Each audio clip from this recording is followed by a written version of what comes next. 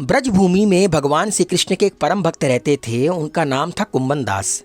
कुंभन दास का एक पुत्र था रघुनंदन। कुंभन दास हर समय प्रभु श्री कृष्ण की भक्ति में लीन रहते थे और पूरे नियम से भगवान की सेवा करते थे। वे भगवान को छोड़कर कहीं नहीं जाते थे ताकि भगवान की सेवा में किसी प्रकार का विघ्न ना हो। एक दिन वृंदावन से उनके लिए भागवत कथा करने का न्योता आया। पहले तो उन्होंने मना कर दिया, लेकिन जब लोगों ने जोर दिया तो कुंभन दास जी जाने को तैयार हो गए। उन्होंने सोचा कि भगवान की सेवा की तैयारी करके वे रोजाना कथा करके वापस लौट आएंगे, जिससे भगवान का सेवा नियम भी नहीं छूटेगा। उन्होंने अपने पुत्र रघुनंदन को समझा दिया कि वे भोग तैयार कर चुके हैं। रघुनंदन को समय पर उठकर ठाकुर जी को भोग लगाना है, और इतना समझाकर कुंभन दास जी वहां से प्रस्थान कर गए। जब ठाकुर जी के भोग लगने का समय हुआ तो रघुनंदन ने भोजन की थाली ठाकुर जी के सामने रख दी और सरल मन से आग्रह किया कि ठाकुर जी आओ और भोग लगाओ।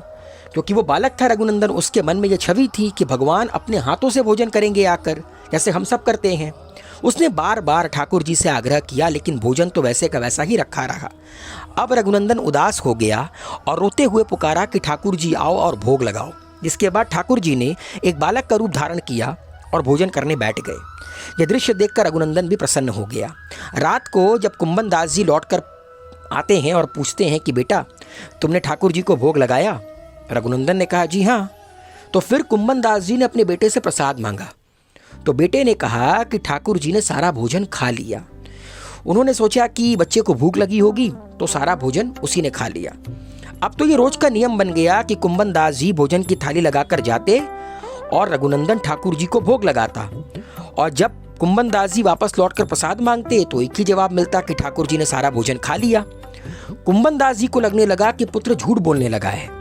तो एक दिन कुंभन दास जी ने लड्डू बनाकर थाली में सजा दिए और छिपकर देखने लगे कि बच्चा करता क्या है। रघुनंदन ने रोज की तरह की ठाकुर जी को पुकारा तो ठाकुर जी बालक के रूप में प्रकट होकर आए और लड्डू खाने लगे। यह देखकर कुंभन दास जी दौड़ते हुए आए और प्रभु के चरणों में गिनकर विनती करने लगे। उस समय ठाकुर जी के एक हाथ में लड्डू और दूसरे हाथ वाला लड्डू मुख में जाने को ही था कि वे जड़ हो गए। उसके बाद से ही उनकी इस रूप की पूजा करते हैं, जिसे हम लड्डू गोपाल कहते हैं।